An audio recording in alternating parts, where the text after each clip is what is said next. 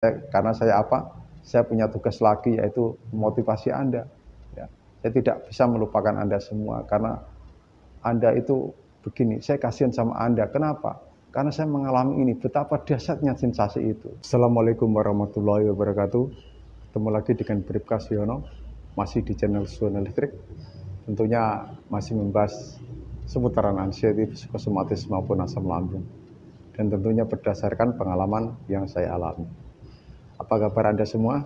Saya doakan semoga Anda tetap sehat jasmani maupun jiwani dan selalu dalam lindungan Allah SWT dimanapun dan kapanpun, serta segera lepas dari anxiety, psikosomatis maupun asam lambung.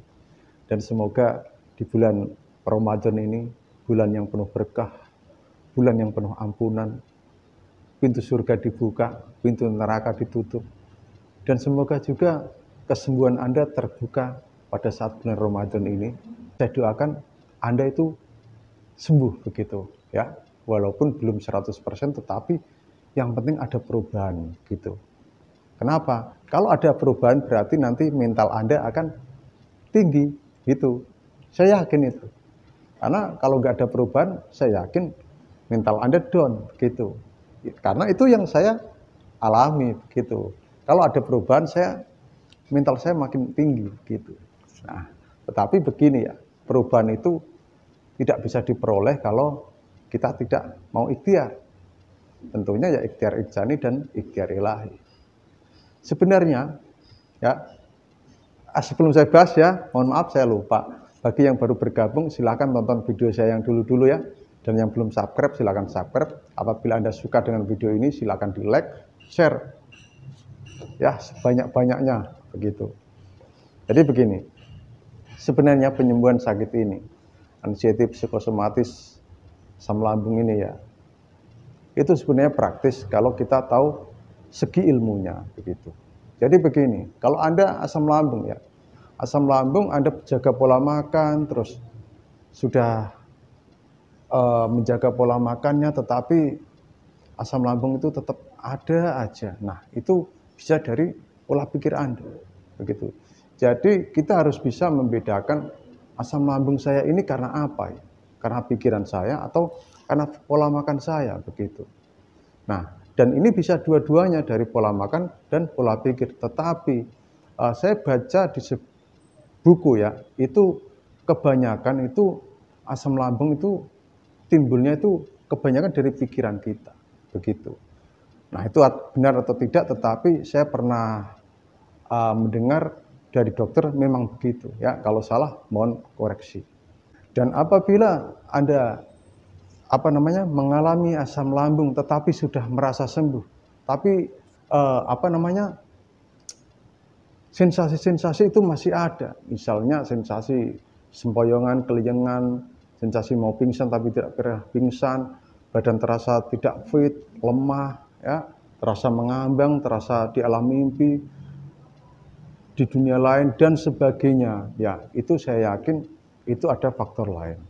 Yang dimana Anda intinya itu, yaitu harus introspeksi diri, kan begitu. Jadi sebenarnya simple.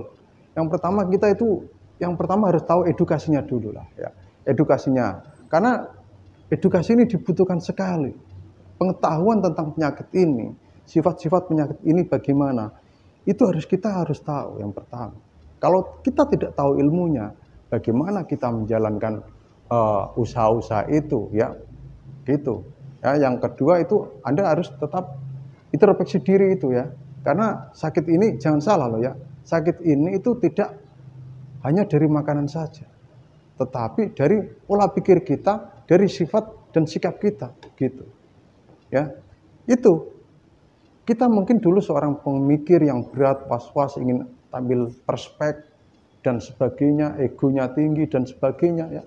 Itu bisa menimbulkan sakit pikiran, gitu. Jangan salah ya, itu. Jadi ini harus perlu penyelidikan juga sebenarnya, bahwa sifat itu juga bisa memicu sakit pikiran, begitu ya. Perlu Anda tahu ya. Yang ketiga, Anda harus tetap tenang. Gimana sensasi yang Anda alami itu, tenang saja, sudah tenang, intinya itu tenang ya. Kalau Anda menghadapi sensasi itu dengan selalu, waduh bagaimana ini. Nah itu nanti Anda akan lebih terpuruk kalau Anda tidak bisa tenang. Apalagi Anda ingin berontak, terus ingin berteriak-teriak, ya, seakan-akan Anda itu tidak ikhlas begitu. Ya itu ya, tetap tenang. Nah, karena ketenangan ini juga merupakan kunci kesembuhan.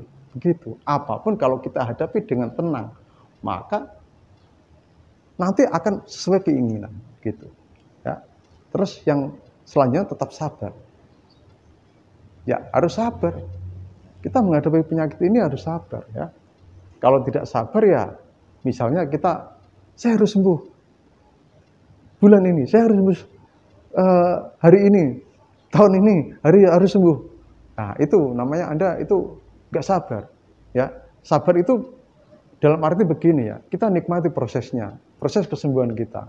Maka nanti kita akan membanggakan, ini loh dulu proses saya menyembuhkan sakit ini. Nah begitu, Anda akan bangga terhadap prosesnya nanti.